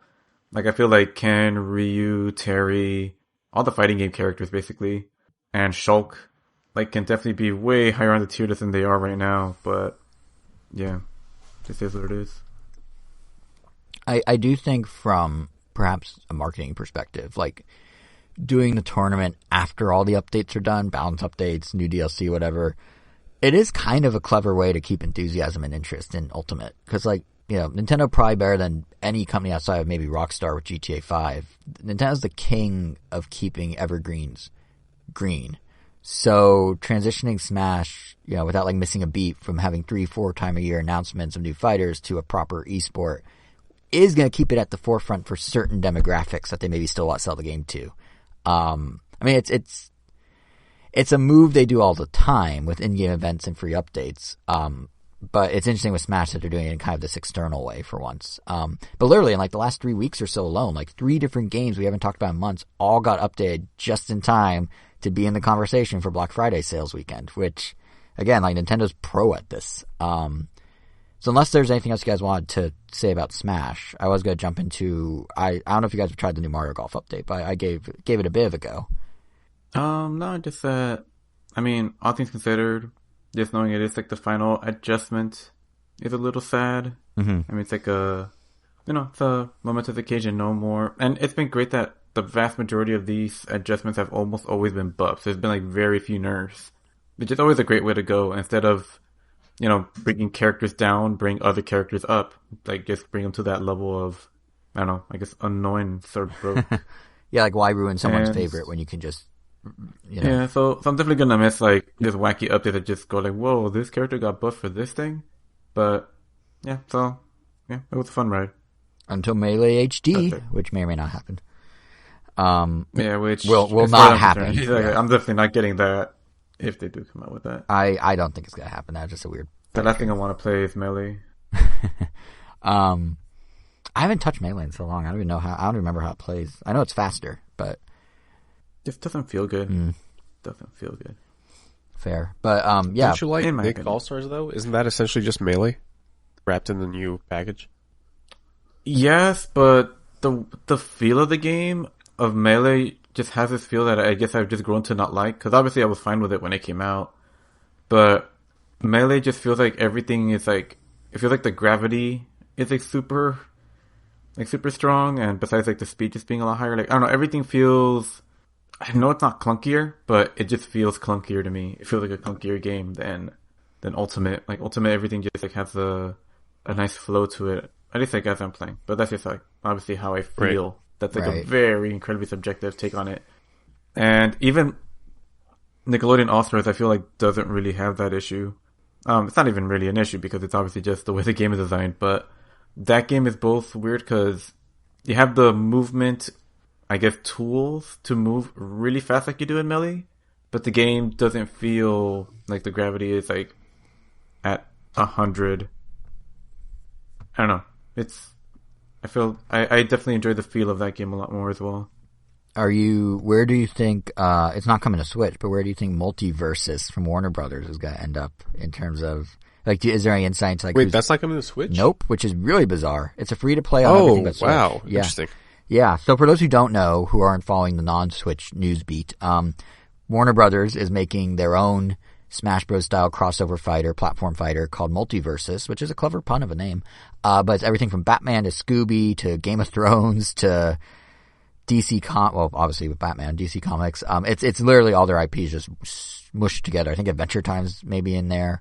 But yeah, I don't know any of the background of who's developing or anything. Because like Nickelodeon is very clear from the start. It's like, oh, these are Melee fanboys who modded stuff in the past and now get to make their own game. Is there anything like that happening with Multiversus? Do we know? Honestly, don't know a lot about the development of that game. Surprisingly, like, yeah, it just sounds like it was just a team that was approached or created specifically to make this game. But yeah, I mean, they're definitely focusing on the 2v2 aspect, and the fact that it's free to play also makes it very interesting. So it's already going to be its own thing, right? Which is great. I don't need things overlapping. So I feel like I have a reason to check it out, but I don't know. Because also free to play, like, they show that you have, like, it looks like you can improve your power or skill. So there's, like, skill trees involved and leveling up your characters, which I'm hoping doesn't mean it's, like, basically a pay to win, but I guess we'll see. But other than that, everything else looks good about it. Cautiously optimistic, but yeah, interesting. It's just interesting. It's so funny to me how, like, the second that Smash Bros. Support, like, ended, like, you know, like, all right, here's our final DLC, it's Sora, and then Nickelodeon's like, all right, here's our fighter, and Warner Brothers like, okay, now here's our fighter. Like, they were all just waiting because they knew they'd get stepped on, so they just kind of held out, and then the second Smash is done, like, all right, our turn. Yeah, basically. Yeah, I mean, even Disney, theirs is a little different. They're doing a mobile game where they're combining all their universes. I think it's more of a top-down, like, Brawl Stars type game, but they, too, announced it in the wake of Smash Bros. Hype kind of winding down. So it's interesting how the industry knew. There's no way they're topping Smash, but if they wait for people to yearn for Smash, maybe there's hope. But yeah, to jump to the next topic, what I was starting to say, to kind of segues back in, is I feel like the Smash competitive announcement with Panda was part of the same few-week window where Nintendo just started doing all these free updates and different updates to get people talking about games that aren't necessarily in the conversation now because they're older, they're not new releases, they don't have the marketing around them. But 2 days before Thanksgiving, you don't just casually release Mario Golf Super Rush big 4.0 update unless you're hoping that maybe people might be like, oh, that looks cool, I'm going to pick that up over Black Friday or whatever. And that was the biggest shadow drop of the last couple weeks, of which there were multiple. But yeah, Nintendo put out this new update for Mario Golf. It's the final update. It's a kind of decently meaty one. Playable characters in Shy Guy and Wiggler, 2 new modes in one-on, one-off putt, I think it's called, and target mode, and 2 new courses in Shelltop Sanctuary, I think that's what it was, and All-Star Summit. Have either of you downloaded and tried this new update that they didn't even announce till it was available? No, because I didn't even know it was a thing. Yeah, who... Did you try it, Kevin?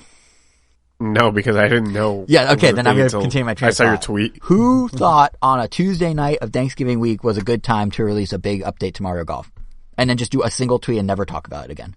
Like, what are you doing, Nintendo? People are traveling. But anyway, I did, because I saw the tweet and I downloaded it and everything, I did dabble in it. I have 3 pretty straightforward thoughts. Wiggler's a fun addition for its animations alone. Target mode is kind of like golf monkey target, and it's pretty cool. You have 5 rounds to get the high score and target, as high score as possible. And the new All-Star Summit course is the exact type of whimsy I was hoping for after we got New Donk City's course over the summer. Basically, it's a riff on the star course at the end of Mario Golf 64, but for those who never played it, what that means is the course is a bunch of 2D character art laid flat and turned into courses, like green parts are grass, skin tone, like beige parts are sand, the reds on people's shirts are like this bouncy ceramic tile that your ball will ricochet off of. And because of how it integrates the character art, at least to me, gave me some real like Mario Kart 64 Rainbow Road vibes, because it's just like we haven't really seen Nintendo do 2D art integration into Mario games directly since that N64 era. So it's kind of a cool throwback. And I will say, and maybe this is technically a bonus forethought, but I will say that them ending support without even attempting anything in the spirit of Mario Golf World Tour's online tournament options is kind of a bummer. Like, we know it's doable because World Tour did it quite well, and they could have used it to, I don't know, add some longevity to Super Rush past the update, because they could have had in-game events that were all like automated through the tournaments, like official tournaments. But I guess when they focused on Super Rushing, they kind of shifted away from all the World Tour and tournament play stuff, which is a bit of a bummer. But yeah, that's kind of like the cliff notes of the new update, but it was one of like three, because tournaments aside, you know, Mario Golf, that was a pretty solid update. And then they did an equally, out of nowhere, equally solid update with Mario Kart Home Circuit the week prior, is the big 2.0 update. And this is, for those that don't remember, Home Circuit is the one with the live RC cars that you actually drive around your living room like you build a track. And with this update, what they did is, instead of requiring 2 switches, 1 switch per car, you can actually place local split screen with 2 RC cars on a single switch. I mean, you can actually finally play multiplayer on a TV. You used to have to, one person would have the TV, but one person would have the handheld. Like, you had to have 1 switch, 1 copy of the game, 1 car. Now you can do 2 cars with 1 copy of the game and 1 switch. And they also had a relay mode on top of that, so up to 4 people can play rotating using just 1 cart and 1 game. And on top of all that, over the Thanksgiving weekend, Nintendo then discounted Home Circuit to be the price of a regular game. So it's $60 with the cart included instead of the usual $100. So again, you know, Nintendo is buoying a past game a full year after its release. Granted, this got a little extra oomph with the tie-in price drop, which really, I think, repositions the entire value proposition of this thing. Because suddenly, you know, this $100 game that you needed to buy multiple of is like standard price and ready to go right out of the box. But still, like, this idea of like old game, new tricks, it admitted, I was tempted. $60 for that isn't a bad deal, but I have nowhere to put the tracks, and I don't have the patience to build the tracks. But I don't know, if the price were to stay that low, would it convince you guys to buy it? Or is it kind of, I'm guessing, Kevin, since you don't have room in your room, probably not. Probably not. Angel, I know you. Yeah, it's enticing, right? But like it's right on the cusp. Still no. Yeah. Very hard pass. Wow. Okay. Aggressively hard pass. All right. But yeah, I mean, Home Circuit obviously is a more extreme example of my point about how Nintendo just keeps leveraging their old titles with stuff like this, you know, especially compared to like the 4.0 update in Mario Golf or Smash getting a championship circuit. But the broader point is that, you know, Nintendo is very good at boosting their games every which way to keep them afloat past their initial primes. I mean, even if it's just a bare minimum, like Mario Maker 2, the week before the Mario Kart update, got a new Ninja Challenge, which is the first time I went in like a year. They tied it in with Zelda Game & Watch, the release of it. But, you know, it's just another way, like Mario Maker 2 is now in the news cycle again for Nintendo fans, so maybe they'll go buy it.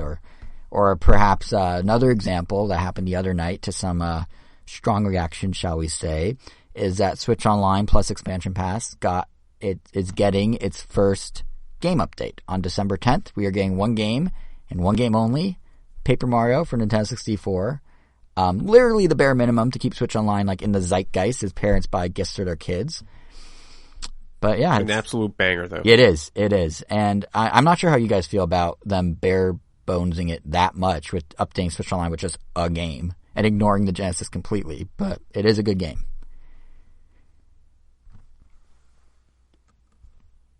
I believe you. I believe you. Have you never played it? Paper Mario? Yeah, on N64. Of course. So why'd you say I believe you? You know firsthand it's good. Well, yeah.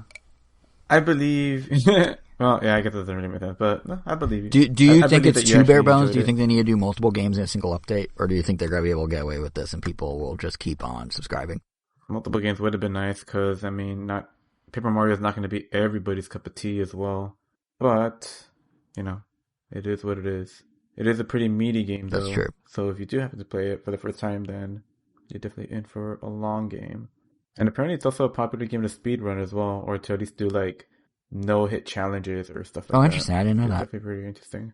Yeah, been watching a few videos on that, and it's pretty interesting. Just like the strategies that people have come up with over the years to essentially cheese, Paper Mario of all things. Right. You know, it actually launches Paper Mario. It's December 10th, what Nintendo's saying, but likely it's going to launch at midnight Eastern on December 9th, which is the same day as the Game Awards. Can you imagine, especially after the blowback of fans being like, really, one game? Can you imagine if Nintendo's big thing at the Game Awards this year was just a series of ads promoting that Paper Mario is now on Switch Online? Like, I remember in past years they did like those Smash Bros ads, or they did like indie game ads. Like, I almost want them to just do that to see the reactions. Like, people would lose their minds if Nintendo's like, welcome to the Game Awards, you could buy Paper Mario in 20 minutes, and that's like all they announce.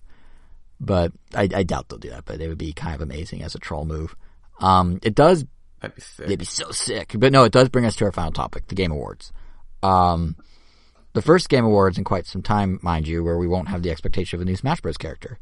But whatever Nintendo announces, what we do know now is the nominations are out. And like last year, we thought it'd be kind of fun to make some predictions. So also like last year, Kevin, do you want to MC this part? Do you want to run this segment? Yeah, sure. So I have here we're not going to go through all of them because I don't think more than half of the actual nominees are relevant to what we talk about here on this podcast, or even other podcasts, which I think we should talk about once we're all said and done here.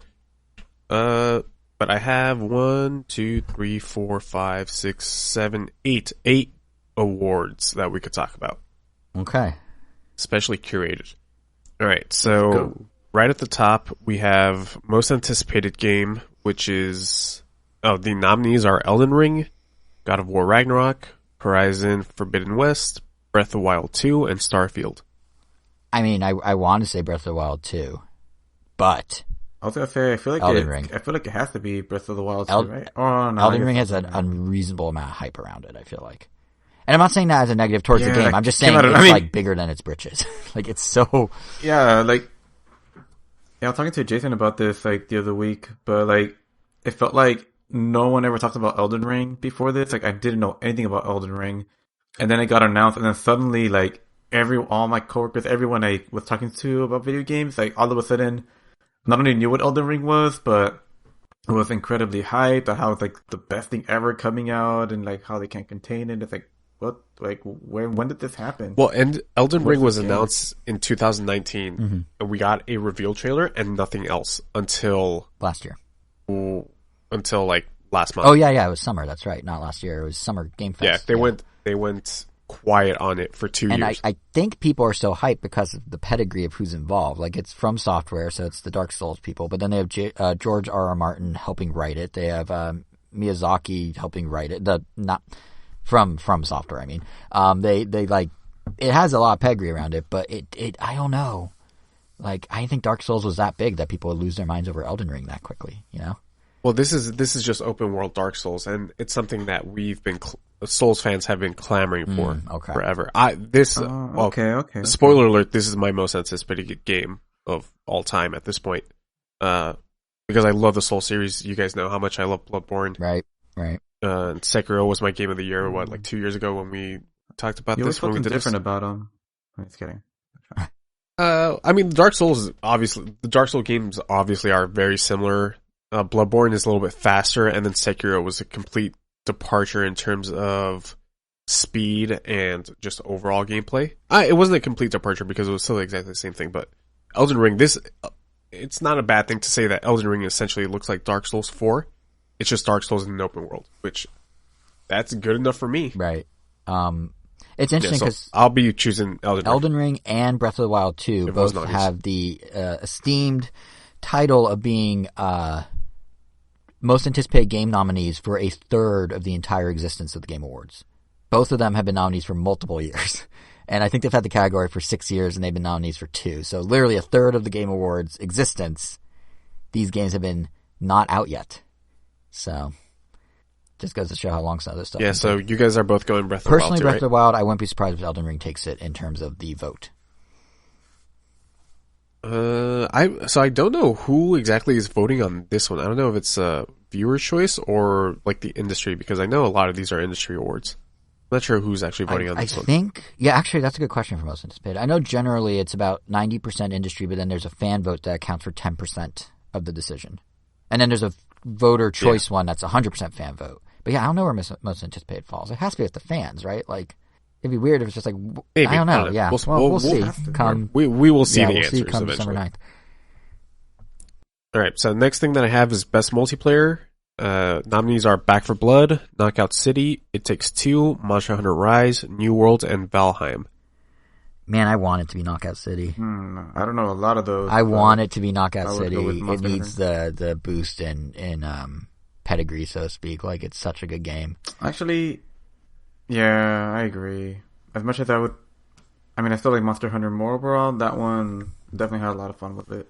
I can't deny that. Okay, so do we want to do the split thing where we go who we actually want to win and who do we think Yeah, will we win? probably should, because I don't think Knockout has a chance. I want it to have a chance. I don't think it will have a chance. Yeah, because who I...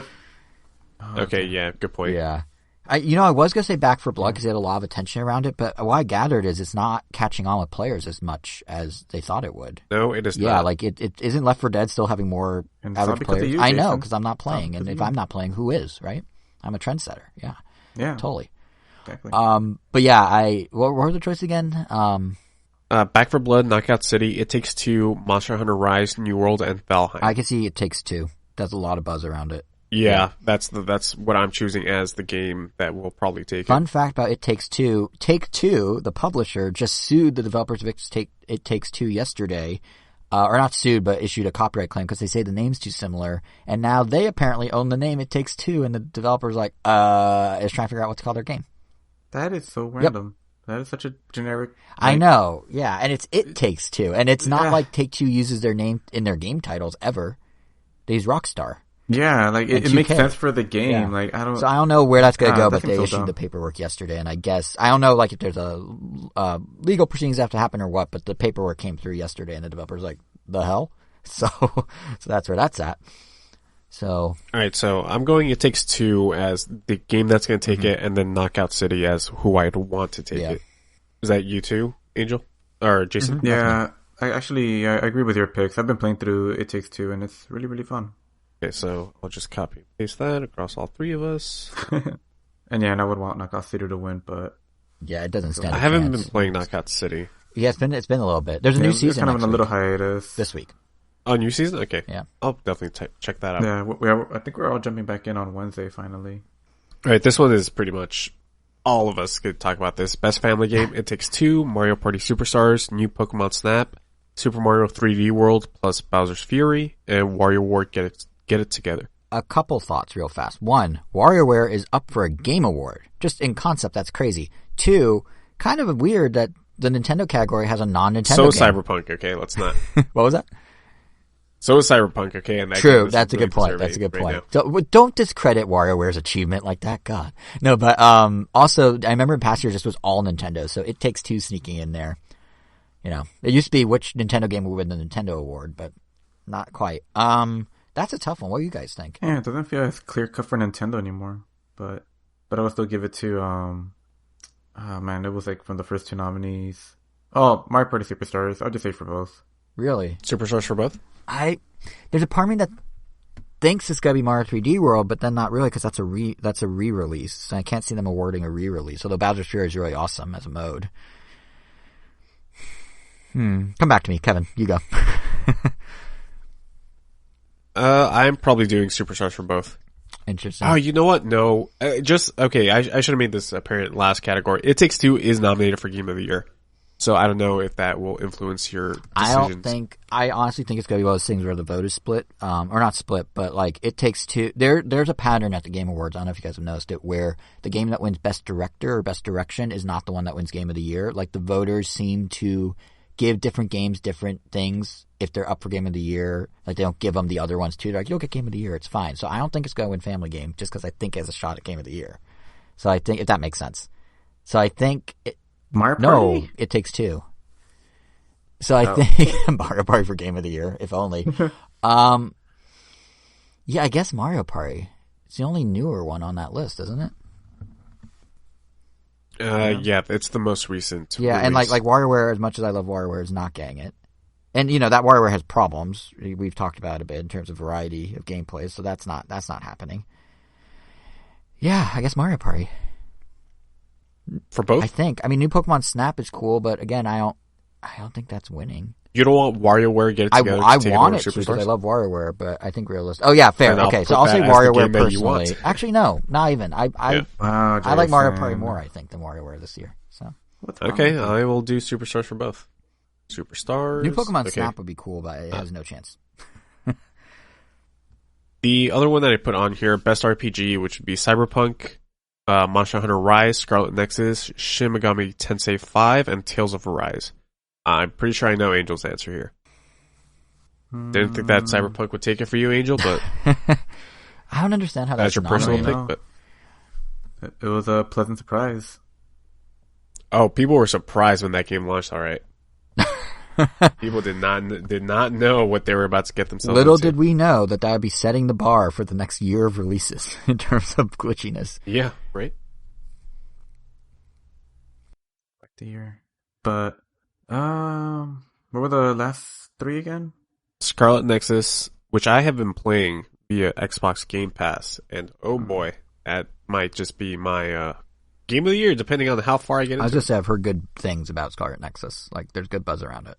So I could see that winning. I don't know. I haven't really played most of these or have a real opinion on them. Damn, this is tough. I'm going to give Rise the award and probably Scarlet Nexus as the game that I would want to take it. Actually, yeah, Rise makes sense because it just had that much more attention around it. Even though Scarlet Nexus has good buzz, it's not at the same scale as Rise. Yeah, I think just for posterity, I think I'm just going to pass. I'm going to guess. I'm going to throw a curveball. Even though Rise is also a Switch exclusive, I'm going to want Shin Megami Tensei 5. You can't choose a personal favorite. What? You can just give a personal favorite, Angel. Oh, no, that's right, because I don't have one. Not Rise? You don't have... Dude, you wouldn't played choose Rise like all spring. Not Rise? You at least played Rise. That is a valid answer as to which one you would want to win. Unless you secretly give it by default, as it's the only one I play. Yeah, go ahead. Just give it by default. It's fine.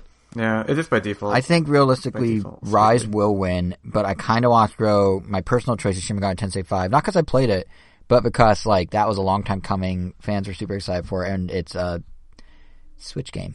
I mean, Rise is too, but it's a Switch game. Okay. That, Okay, so you'll give it to SMT5. It's not going to probably get it, but I'll give it. Best Adventure, only... I've played most of these games. I know you guys have only played one. Guardians of the Galaxy, Metroid Dread, Psychonauts 2, Ratchet & Clank Rift Apart, and Resident Evil Village. Oh, man. Metroid Dread. Well, Dread's my personal choice. I think Dread might actually be able to take it, because I don't think it's going to win Game of the Year. Say Metroid Dread for both. Yeah, I'll say Dread for both, I think. Yeah. Dread and Dread for both of y'all. I will give it to Dread. Personal pick, I'm going Psychonauts 2. That's a stacked category. Like, there's a lot of good games in that list. Yeah. Best ongoing, Apex Legends, Final Fantasy 14, Fortnite, Genshin Impact, Warzone. I would like to write in Knockout City, if that's allowed. Unfortunately, there are no write-ins. Oh man, you are actively losing points out there. That is a confirmed non-point for you. I was gonna say realistically, it's gonna. I feel like it's either Apex or Warzone that's gonna take it. Although 14's had quite the groundswell of engagement and attention and updates in the last 12 months, so maybe. Well, 14's new expansion launches. I think like early access launched yesterday, and fully launches on Tuesday, I believe. Yeah, Tuesday. Wow. What about you, Angel? People have been really enjoying Apex. Well, ignore that. Should I even ask what what that was? Was that someone who was really enjoying Apex? I can only assume. Oh, dang it! Has been killing it the last year. Wait, say that again? Fortnite has been killing it the last year. Oh, I totally forgot Fortnite's on the list. That's gonna win. Yeah, no, that's gonna win. All right, oh yeah, easily. All right, Fortnite. I mean, for just like the sheer amount of just like cultural impact, damn, like yeah. And it just Fortnite's does not let up. And also, I'll get to they're Fortnite going. too. It got Naruto. Were you about to say Naruto as your Right. choice? No. Like, Oh, you meant in Fortnite. For some reason, I thought you were just like, oh, I want Naruto. And I was like, what? Yeah, they gave Naruto a gun. Yeah.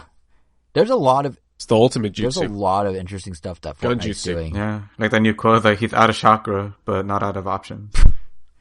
I will give Fortnite credit, even if it doesn't win. Like all this metaverse stuff, like they are the closest. And they're doing something like they introduced like social hangouts like a couple weeks ago. You know, they bought Harmonix the other week to like do deeper music gameplay. Like they're moving well beyond just a battle royale at this point. It's really interesting to see. And they somehow have the weirdest mishmash of IPs in their game that you will probably ever see anywhere ever. So they're killing it in that regard. So yeah, I think they're gonna get. All right, I'm gonna give it also to Fortnite, but my personal pick will be Apex Legends. As much as I love Genshin Impact, they haven't really gone above and beyond aside from expansions. Like they haven't really done anything on the level of Fortnite. And I guess they have just done stuff on the level of what Apex is doing, but I don't know, I just can't see myself choosing Genshin over Apex. Sorry, Genshin. Sorry to hear that. Personal choices? Fortnite? Yeah, Fortnite? I think Fortnite. I'm just impressed with what they're doing with the universe of Fortnite, honestly. Like, I don't really play it ever at all, but like it's really cool what they're doing. Yeah, say what you will about Fortnite, like it really does feel like they're really like doing their best. Yeah. And they keep layering on I stuff, chose which is what's best most art interesting, direction, is they're not stopping. They're still going in new directions. Yeah, like just the creativity going into just like the narrative around the fact that it's just a like free for all. Battle Royale. It's kind of crazy. Yeah, we'll for sure see Donald Mustard or whatever his name is from Fortnite up on that stage talking about their next expansion and how they're doing this, that, and the next thing. Like it's yeah. And although at this point, the only thing that would blow my mind is like if we actually see like Mickey firing a gun or like some character like that, because we've already seen plenty of like oh man, like Ryu firing a gun, that's weird. Chun-Li firing, well, Chun-Li's a cop, so I guess that makes sense. But you know, just like so many characters that just look weird firing a gun. I think they have a cos figure in there Naruto. as well as a character. Really, a cos figure? Again, they're they're pushing man. IP integration in a direction that like literally no one else has even attempted. It's crazy. Yeah. You have a good amount of celebrities in there, and I mean, even Kratos is in there. And Master Chief. What would have been awesome, but Nintendo never would have allowed, is if Samus also showed up. Like, at that point, it's the industry coming together over this game. Like, just do it, Nintendo. Like, be part of the party. But another reason they should win, though, is at E3 2018 and 19, they had endless popcorn at their booth, and it was delicious. So, and hot dogs. So, they should win for that. And cookies. And cookies, right. Freshly baked. Yeah. Their good. booth is the best booth every year. Not because, like, they're showing off something spectacular, but just because it's the most fun. They have like all these activities and food and cotton candy and Yeah, and the last one that I have was Game of the Year, because best art direction, I feel like none of us play. I mean, I played Psychonauts too, but it's not. I don't think you guys have. Well, where are the other nominees? games. I'm curious. For art. Well, the other one that I got was best art direction, but that's literally only because I played two of the games. What are the? It's the Artful Escape, Deathloop, Kenna, Bridge of Spirits, Psychonauts 2, and Ratchet and Clank Rift Apart. Ooh, that's actually tricky. Yeah, right. Well, I mean, I've seen footage of it. Like, Psychonauts 2 has the most whimsy and most like unique identity in a way. Ratchet and Clank, though, like that's super cool how they did the rifts and how you jump between worlds and that just looks like a it looks like a feature film. Yeah, it's really impressive. So this one, like art direction, is actually kind of easy to talk about because we've seen footage of all these games. Like you don't necessarily need to play them to appreciate the art direction. At least in my opinion. All right. Keep it in? Sure. Yeah. In that case, I think Rift Apart will take it. I would want it to go to Psychonauts. Exactly the same. Yeah, I would agree with that.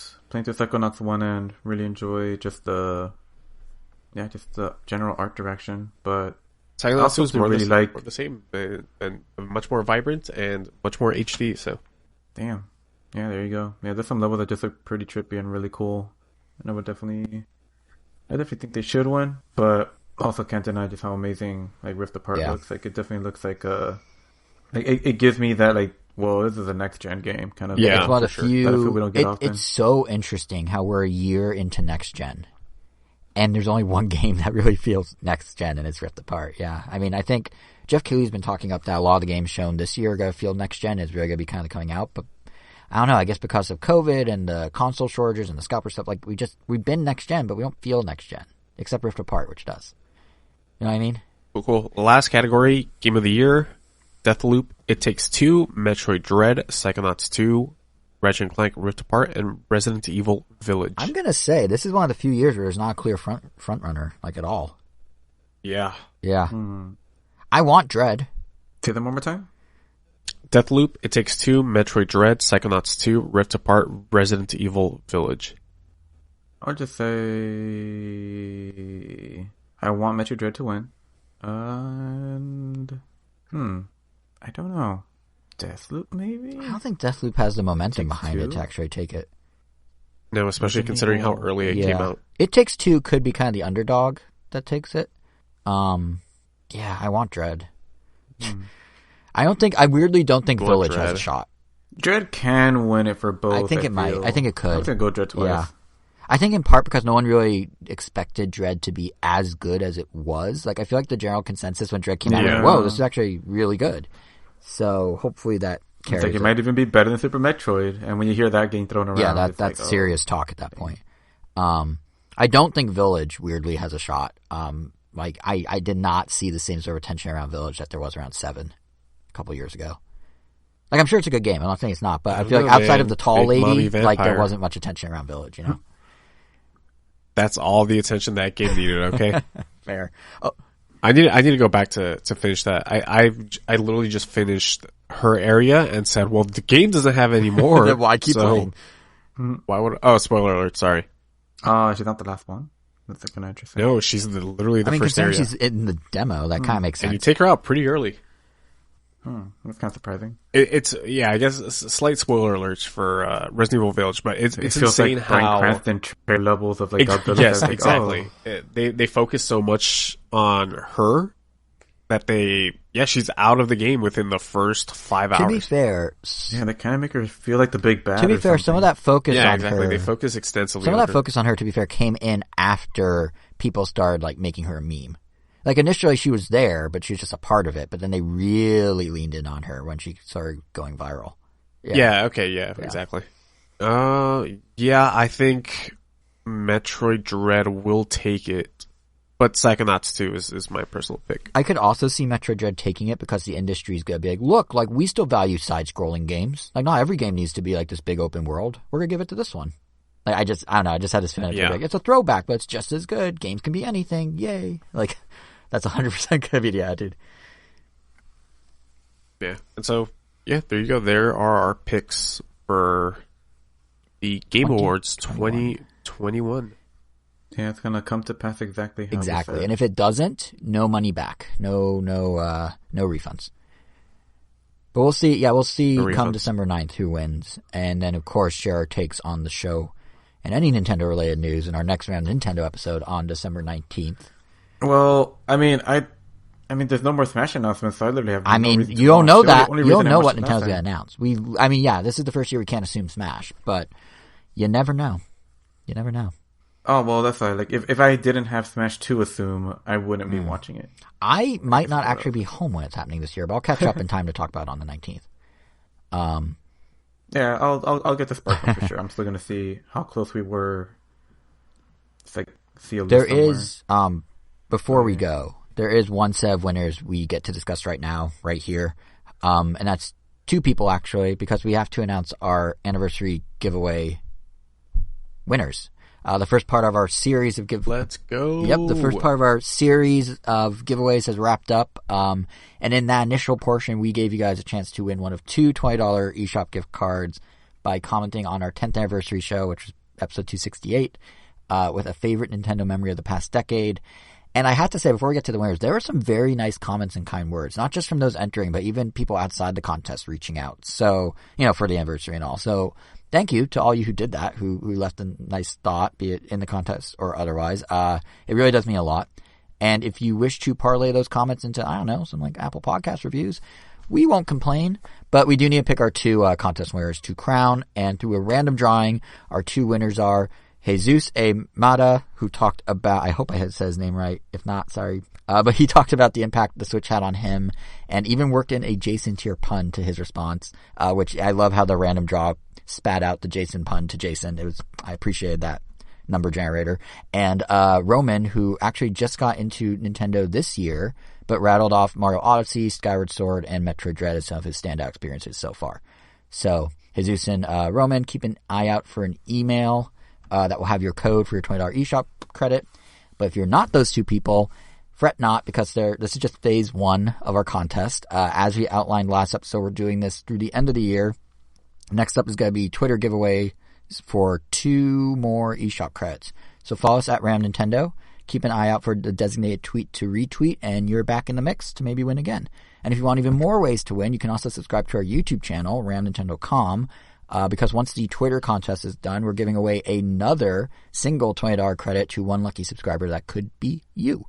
So, yeah, I think with that, I'm now... Me? Okay, not you. Can't be you two, because you're part of the thing. But it could be anyone listening. That's not fair. I mean, I guess you could quit the podcast and then you could win. But then, is it even Ram Nintendo anymore? Yeah, I know you're contemplating it, but... Can I quit the podcast, enter to win, and then and then can I come back? If you didn't say you're coming back on the recording where you're saying you're going to quit to win, probably, but because you already tipped your hand to all the listeners, it's now, favoritism. Oh, I am not planning on coming back. Well, that sounded that sounded sincere. I'm not coming back. Okay, then Angel, give it to me now. If you follow us on Twitter or subscribe to us on YouTube, it's been nice working with you. Good luck winning $20. I hope our friendship is worth $20 to you. Anyway. Oh wow, you're ending it like that? No, of course not. But yeah, I think we're kind of deep in the end of show housekeeping now. So all I've got left to say is don't forget to subscribe to us on your favorite podcasting app if you haven't already. We're on Apple Podcasts, Spotify, Stitcher, TuneIn, Amazon Music, Pandora, iHeartRadio. We're everywhere. You can also follow us individually on Twitter. I am JSR7. Angel, who may or may not be on the show by next episode, is Weiro, WEIRO_O. Kevin is KVN Gomi. And yes, Ram Nintendo will be back on December 19th. Random Non-Tendo may hopefully return, if schedule allows, on December 12th. And until then, Kevin, final word. Oh crap, I forgot that I do this. Happy holidays, damn it. That's all I got.